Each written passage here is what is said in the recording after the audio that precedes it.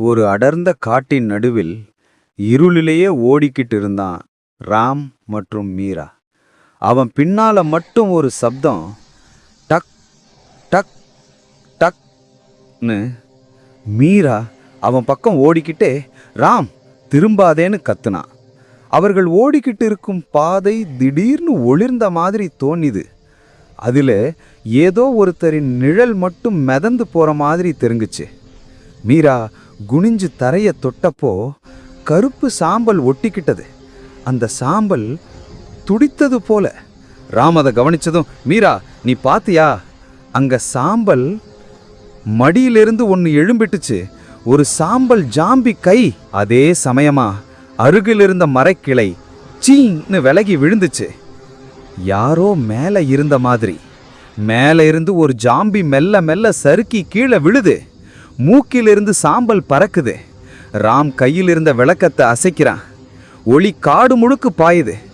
ஒளி சுற்றில் மறுபுறம் ஓடுற நிழல். நிழல் போல இருக்க தடமில்லைன்னு மீரா முணுமுணுத்தா. அதுக்குள் அந்த நிழல் திடீர்னு 2 துண்டா பிரிஞ்சுது. 2 நிழல்களும் எதிரெதிரே ஊடி இணைஞ்சிச்சு. பின் ஒரு உருவமானது. பெரிய ஜாம்பி மான். மான் திடீர்னு கால் தட்டியது. அந்த அதிர்ச்சியால கீழே இருந்த சாம்பல் ஜாம்பி கை முழுக்க உயிர் பெற்றது. ராம் மீராவை இழுத்து ஓடுறான். பின் மரங்களின் நடுவே ஒவ்வொரு மரத்திலும் கீச் கீச்னு ஸ்கிராட்ச் மார்க்ஸ். அவர்கள் ஓடிய பாதையில என்னன்னா, மீரா பயந்து சாம்பல் கொண்டு ரவுண்டா ஒரு கோடு வரைஞ்சா. அந்த கோட்டை கடந்தவுடன் அதோட வடிவம் மாறிட்டு மனிதன் முகம். அந்த முகம் மெல்ல பேசுற மாதிரி, வாங்க பின்னால பாருங்கன்னு. பின்னால மரங்கள் இல்ல, அதுக்கு பதிலா முழுக்க ஜாம்பி முகங்கள் வரிசையா. அவையெல்லாம் ஒரு திசை பாக்குது, அவர்களையே. ராம் விளக்கத்தை உசுரா தூக்கி ஒளி விட்டுட்டான். ஒளிப்பட்டதும் எல்லா முகங்களும் இருட்டுல கரையுது. அவங்க ஓடி ஒரு பழைய குடிசைக்கு போறாங்க. கதவை திறக்க அது தானாகவே டக்குன்னு மூடிடுது. உள்ள மின்மினி விளக்குகள் பறக்கிறது. ஒவ்வொன்றும் சாம்பல் கட்டியிருந்த சிறு சிறு உருவங்கள்.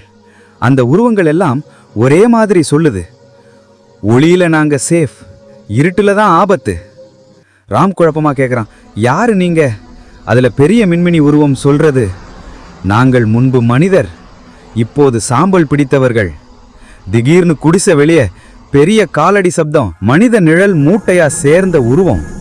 அந்த உருவம் உள்ள வரப்போற நேரத்துல அந்த மின்மினி உருவங்கள் எல்லாம் ஒன்றா சேர்ந்து ஒரு ஒளிக்காற்று புயலா ராம் மீராவை வெளியே தள்ளுது. அருகே ஒரு புதிய பாதை.